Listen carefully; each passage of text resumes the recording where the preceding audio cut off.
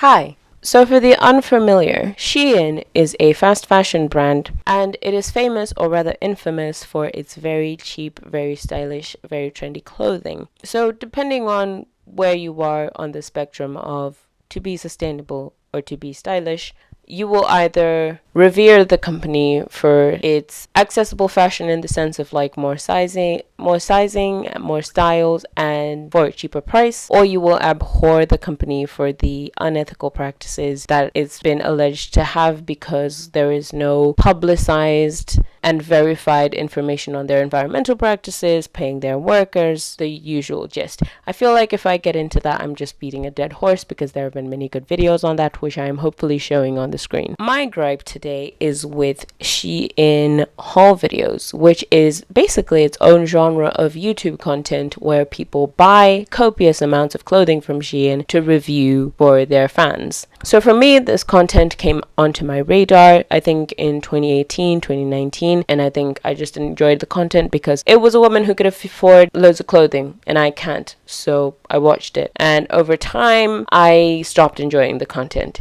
Obviously, many other people still do, and I'm not judging them for that. I'm just saying that to be relatable. And today I have the trusty help of my notebook because we do not have a script. It's important to talk about the spending habits and activities of influencers in particular because they are basically just walking billboards. There are entire industries built around these people, around making these people as aesthetic, as desirable, as visible as possible. Especially in the context of this video, SHEIN contacts a lot of influencers. I've seen many an influencer say that they've either been contacted by SHEIN and that's why they're making a video, or they've been contacted by SHEIN before and they are not going to make a video because they then found out about how unethical SHEIN was. So it's very, again, that spectrum I was talking about earlier. Another important part to think about is who exactly is in the audience of these influencers. A lot of people will be like 19 to 25 age range,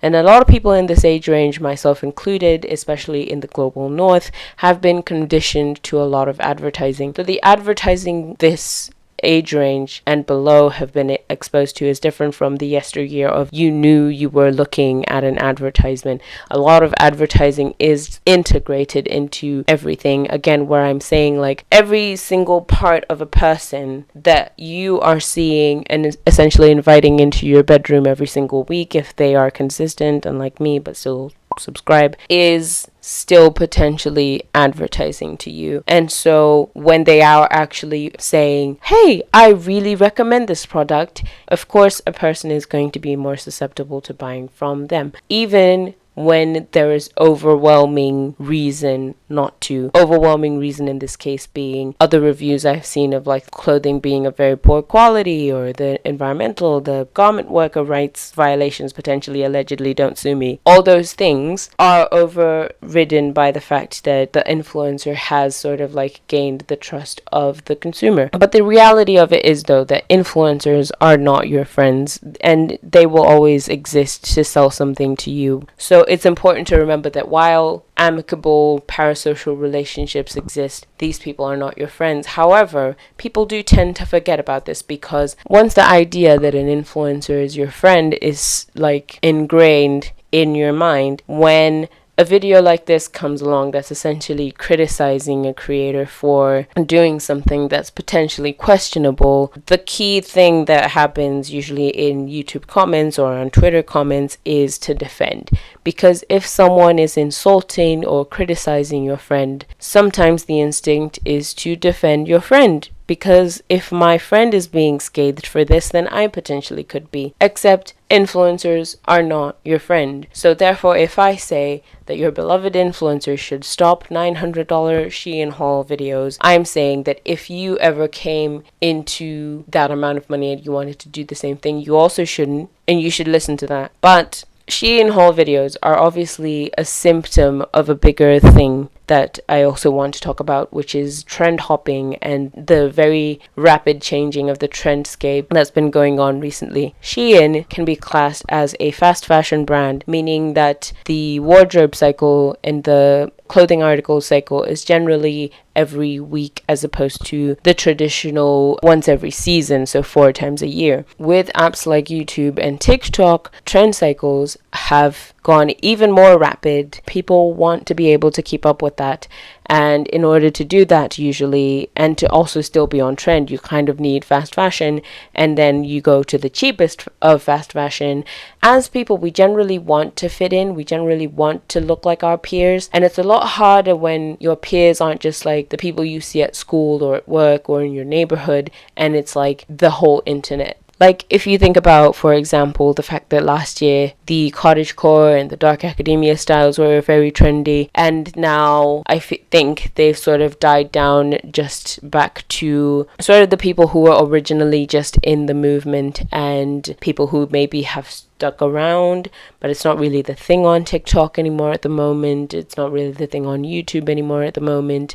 What did people do with all those clothes, and where did they go in terms of like a trend community? They obviously went somewhere else. They obviously had to buy other things, hence a haul. Now I want to talk about the format of actual haul videos and how they're sort of pitched to people, shown to people, the format. The average haul video is, oh my god, you won't believe I have this big box, this big order, let's open it together, I'm so excited, look at this item, I'm gonna try it on, what do you guys think, do you like it, and if you do like it, the link is down below. Again, very much, for any British viewers, very much QVC, except you don't even entirely think that it's an ad the entire time you're watching it, because you actually like the person who's showing it to you, and they seem a lot more enthused than the TV people who just have to review a bunch of stuff that they have no interest in whatsoever. Because it just starts off as like a best friend hanging out with you and showing you all this new stuff they had. You know, you want to hear your friend giving you good news. It is very like, you just sit and you see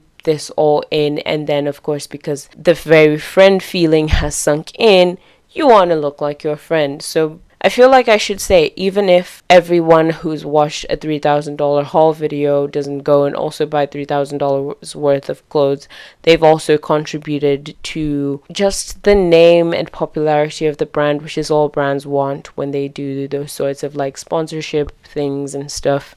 I think we are sort of like coming to the conscious realization of just how much it means to give someone a platform, and the level of credibility that people associate with someone who has like thousands versus tens of thousands versus hundreds of thousands versus millions of followers, subscribers, and what that can do and how that can actually shape the global landscape in terms of consumption, production, you know, just how far that goes. Like, it's not just like you've left a like and it doesn't mean anything, which you should.